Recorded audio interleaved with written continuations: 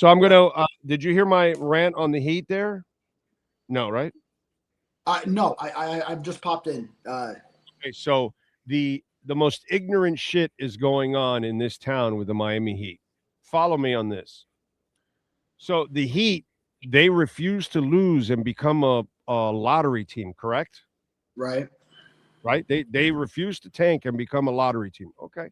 So they Mhm. refuse to do that, and that's the way you do it in the NBA now, right? You suck, you go into the lottery, you hopefully draft, you draft early and you draft one of the young guys. Like this draft is loaded with a bunch of guys that if you're early in the draft, you're going to get a guy that you have a chance.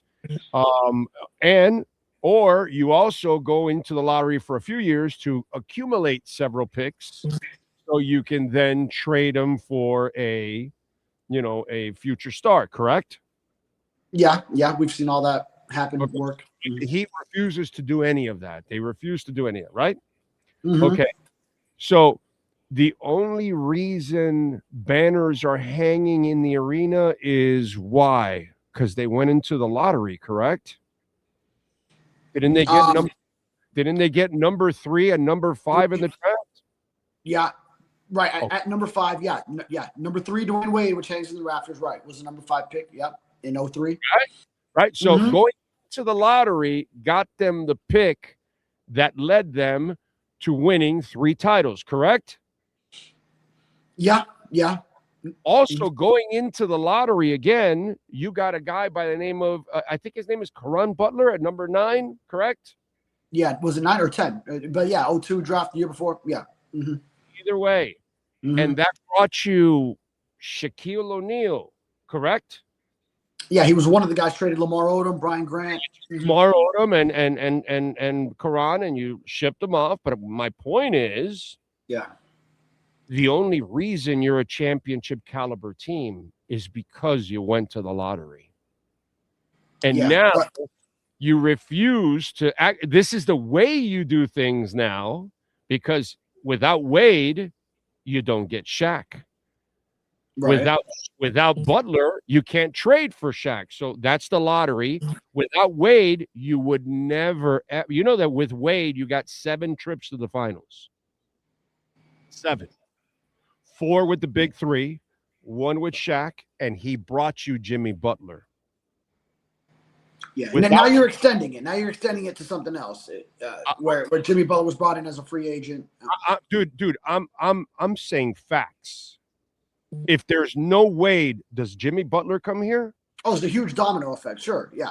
Mm-hmm. My point is, the only reason there are banners hanging in the rafters is because you went to the lottery.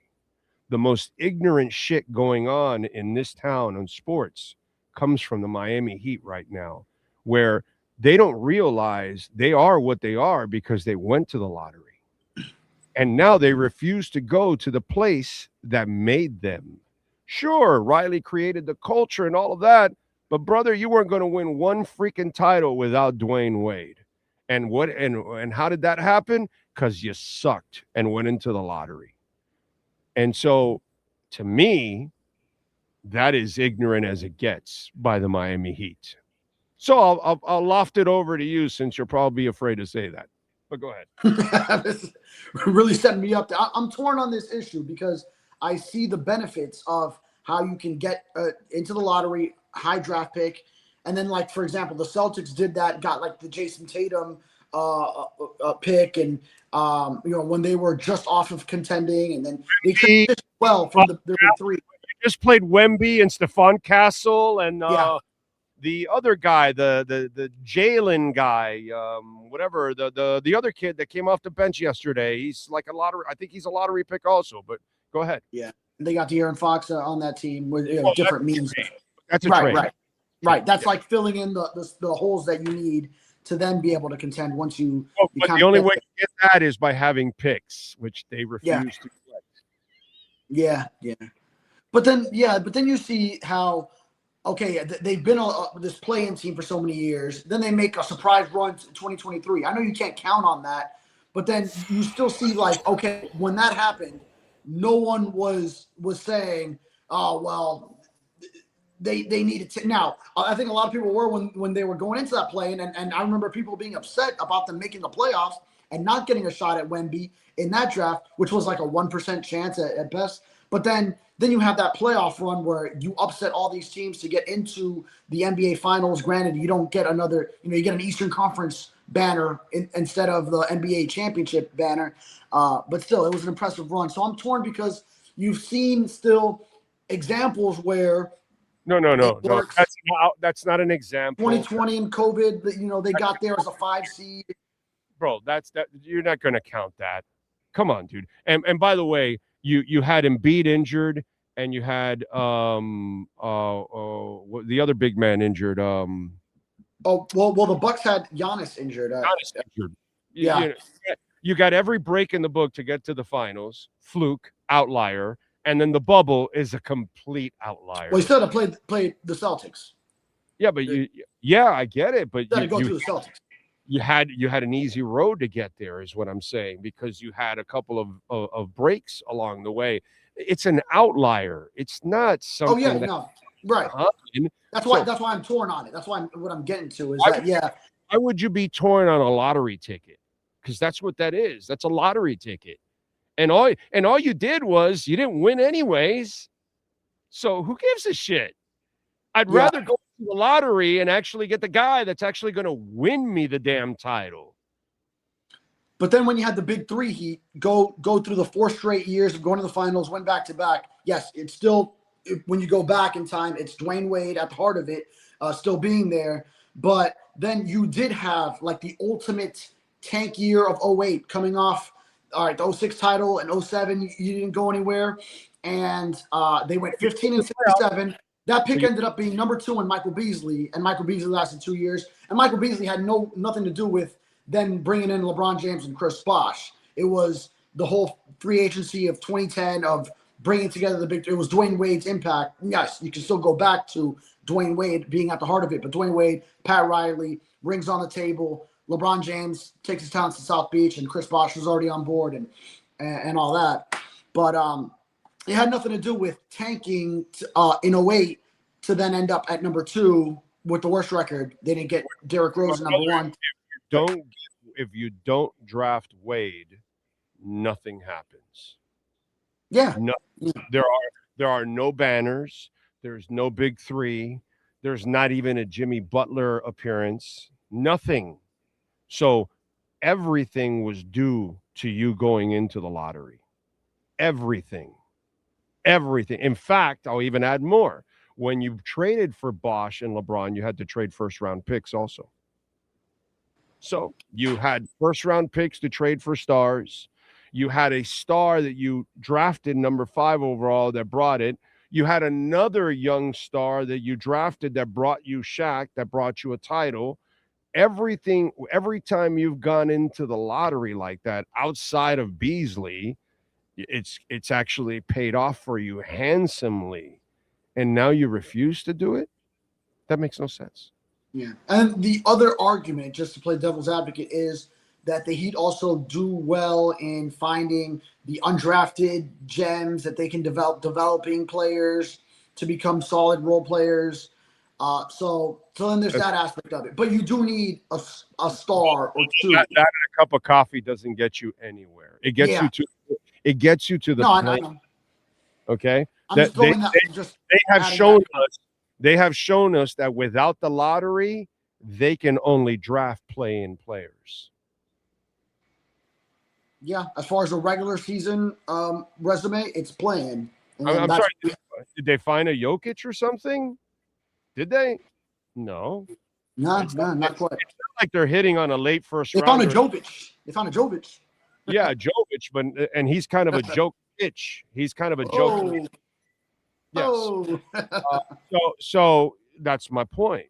So if you're going to be out of the lottery, you've proven to us that you can't find a star out of the lottery, but you've proven to us that you can find a star and even create more stars in the lottery. Yeah. And it's kind of been like these fringe all-star players where like, all right, Bam has made a couple of all-star games and known for his defense, suddenly pulls off an 83-point game. But, Tyler Hero will have some moments, but then consistently has not really been someone who you can count on to take the next step in his game and be that kind of a guy. And, Norman Powell brought him in, made an all-star game this year. But still, it's not a collection of someone that's right up there. It's really going to bring you up to the top of the. And man, it was just a few weeks ago the Heat were on this run that had you thinking, oh, okay, maybe they'll get out of the play-in, maybe they'll get into 5 and 6 and this range, and then it's been rough ever since. So now they're at 9, I saw. So because they are who they are, bro. It's kind of it is what it is. All right. The Dolphins are meeting with Ruben Bain. I mean, I don't really care. That doesn't mean anything to me whatsoever. I don't even know if he'll last there, to be quite honest.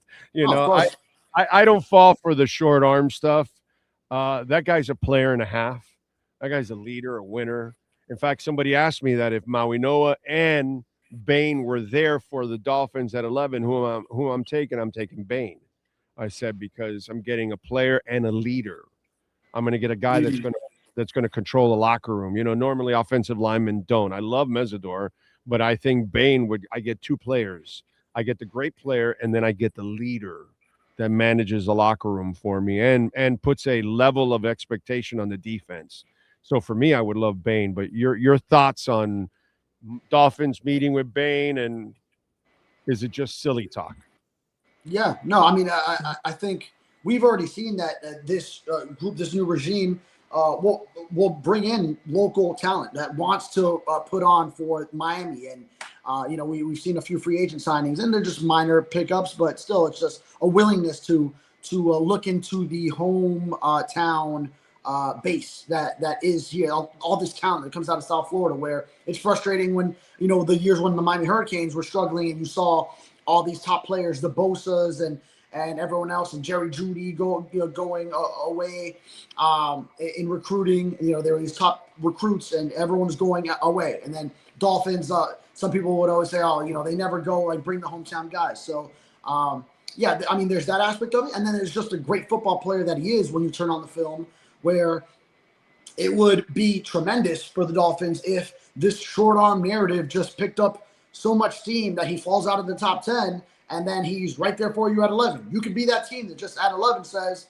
okay, this is where the drop ends. We are very happy to take him. Come on down and stay in Miami, where we know he's Miami Central, He's proud to be from the 305, and he'd carry that torch into his professional career at a position where the Dolphins really need a guy. They need players to step up. Chop Robinson is going to be changing things up a little bit. Might be in more of a 3-point stance, put his hand in the ground. If it's going to be more base 4-down lineman, so that's going to be a change for him. So he's going to have to adjust his game, play stronger, set the edge better, while still continuing to develop that pass rush. You're going to need another guy. He's a true 4-3 defensive end. Did it at Miami and learned from Jason Taylor. It would be a great story. It would be a great pick. If it's Bain and Maui Noa there, because I'm kind of always counting on, I don't think both would be there, but if it is, then I'd side with you. I'd lean Bain for the impact that an edge rusher can make. If it was a left tackle, a true left tackle, which maybe Maui Noa could switch but we to. have it already. But you already have that's it. The thing. That's the thing. You already have your left tackle. You don't need it. You have Patrick Paul left tackle. And so if you were in need of one. You have a cheap left tackle. Seriously, sorry, what was that? You have a cheap left tackle. Not only do you have a left tackle. Yeah, he's on rookie deal still. Yeah, and he's right, and he's a second rounder. So like you're not even paying like top 10 or anything like that in the draft. You're getting like a bargain basement left tackle now, because he had an excellent second season, dude. Oh yeah, for a young man. I love the direction that Patrick Paul is going in. He's a guy you want to build on. That's a guy that's untouchable when it comes to that team. Untouchable, especially if you got to think about it more. Yeah. I think about it more. If you needed a left tackle and he was more like true left tackle, when you are going in the direction where now you got a right-handed quarterback again, And even if Malik Willis isn't the guy for the future, you're more likely to have a right-handed quarterback when you find your franchise quarterback. Whereas before, with the left-handed throwing Tua, it was your right tackle protecting his blind side. So now it shifts back to the normal of left tackle being more the prime position. You're kind of already in place there, having Patrick Paul to be the blind side protector. Yeah. If it was like a Richmond Webb, which look it up, Sean. I think Richmond Webb was the 11th pick in the draft. Oh, and was it Laramie Tunsil? Well, he was like, I think he was maybe 13th.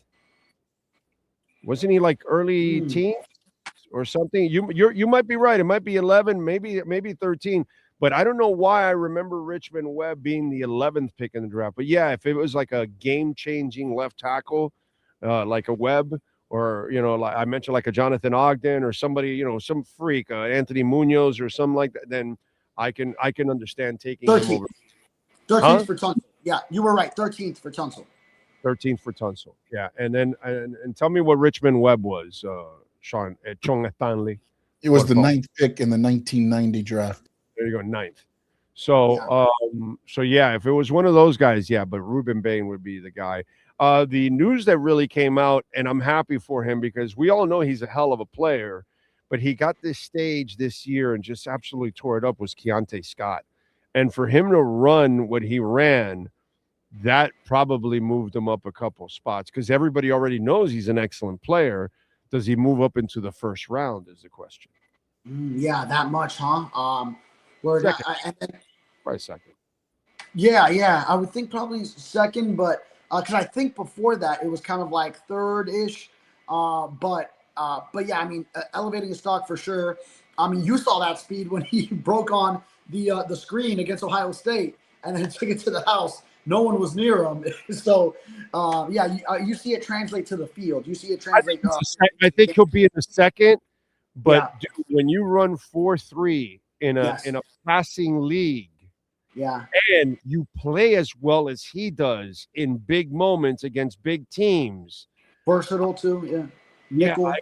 I can see people, and if there's a team that has like 2 first rounders and they're closer to a championship or something, I can see them taking that as a luxury pick as a kid like that. But I think he's a solid second rounder when it's all said and done. I think he sneaks in the second round, but I'm just saying, I've seen shit like this happen where a good player all of a sudden shows you a skill set that is specifically needed in today's game.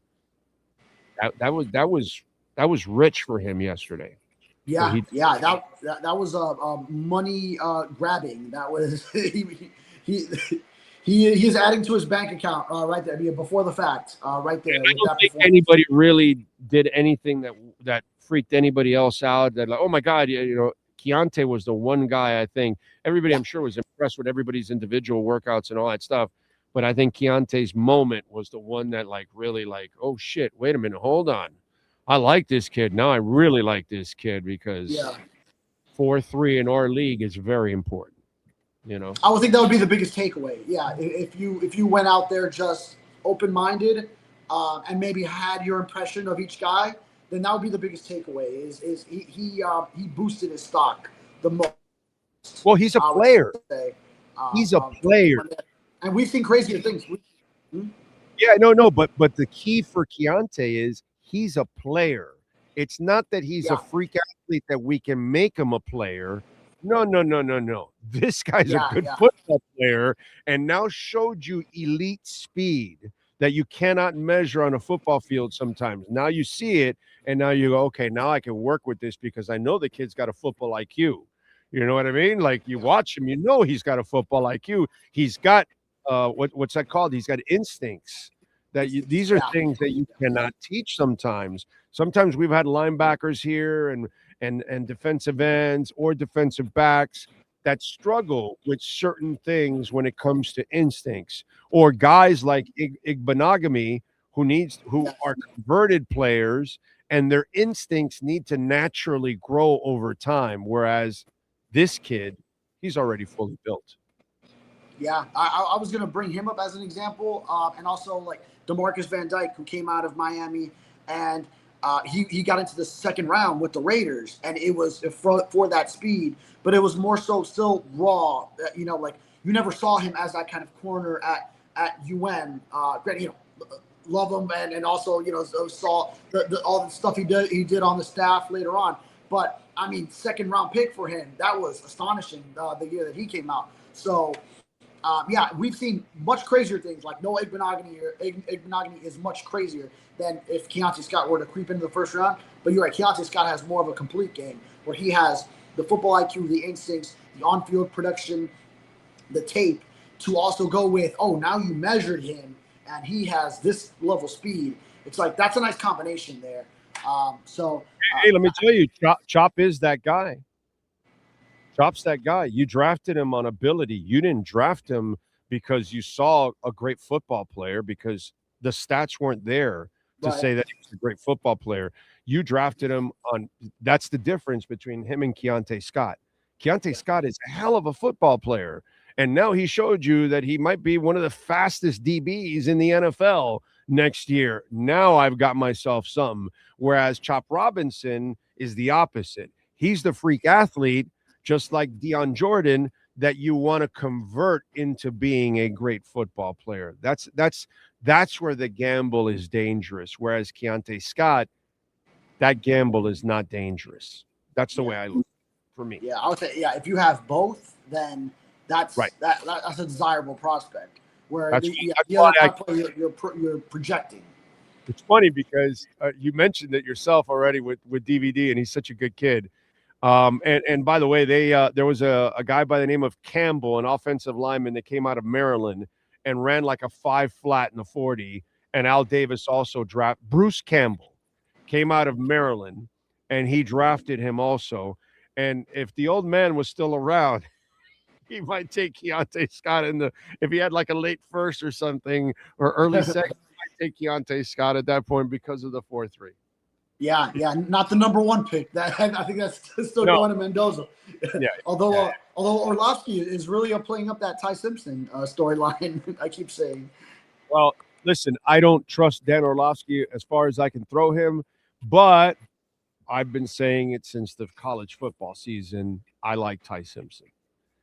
He's a guy that if I had a late first, early second, and I was a team that I could sit him for a year or two behind my starter, if I was Pittsburgh, if I was the Rams, if I was a team like that, I would gladly draft Ty Simpson and develop him for a year or two and then put him out there. I don't think he's ready right away, but I would actually, marinate him for a little while. I think Ty Simpson has the skill set to play in the NFL, and if you have some patience, like if you can be, you have some time and you don't have to rush him, I would take a gamble. I wouldn't take him early in the first round. That's where Orlovsky's getting a little crazy, but because he's a bit of a project.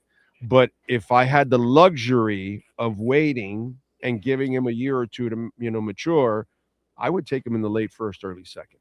I would make him your Aaron Rodgers pick of the Packers. That he dropped into the late first round, and then you still have Brett Favre, and you sit him behind Favre. Right. Right. That's why I would go to the Rams, because Stafford behind Stafford. Stafford has a year or two left, and he gets to learn from freaking Stafford. That I do like. Yes. You know what I'm saying? And he has Sean McVay.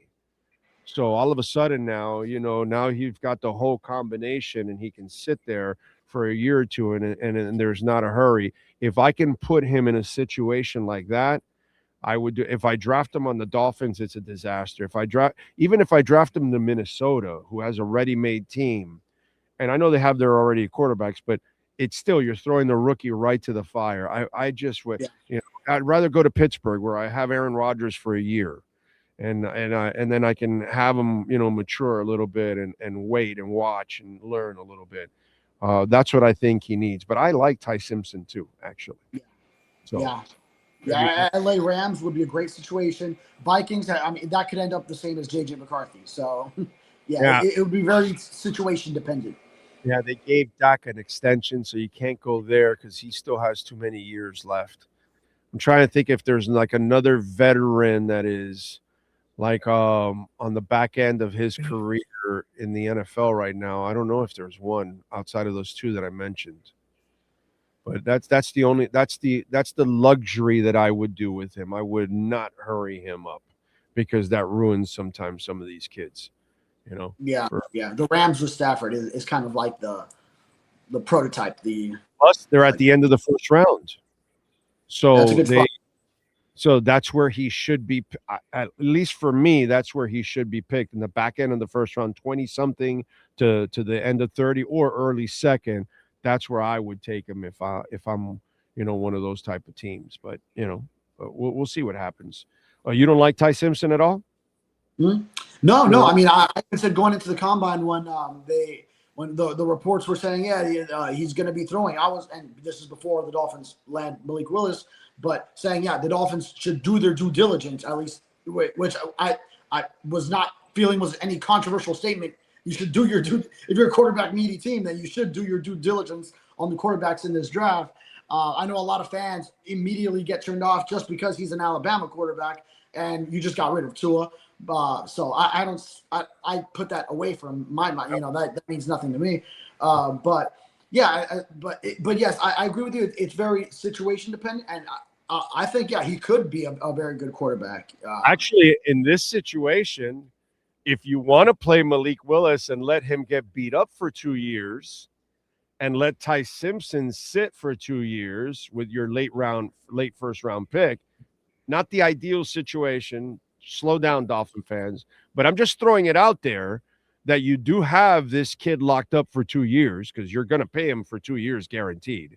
So if you are going through hell because you got to rebuild and you just brought him in so you could go through hell, but you'll develop Ty Simpson behind him, that wouldn't be the worst thing. Yeah, and I know they want to stack quarterbacks and infuse competition. So you want to take as many shots as possible. I don't know if I would. You'd have to be very convinced. I think you'd have to be very convinced.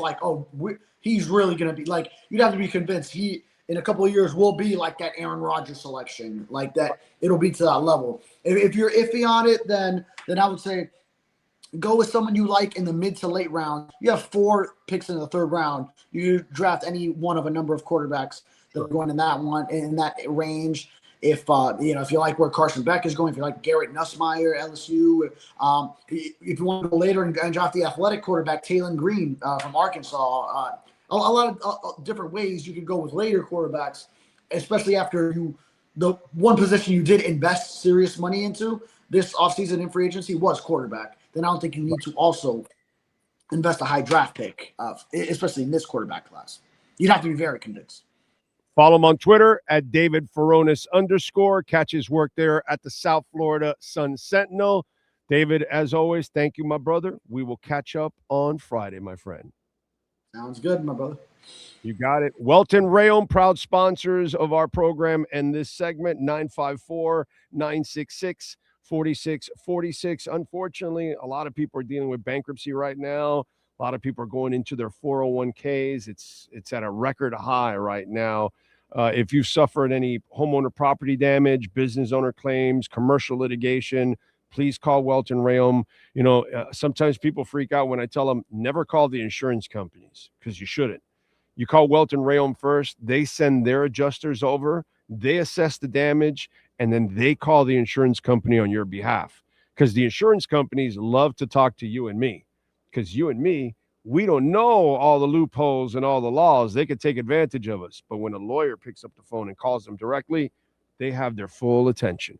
954-966-4646, condo damage, criminal defense, personal injury, business owner claims. Call Jeff Welt and Daniel Rheaume.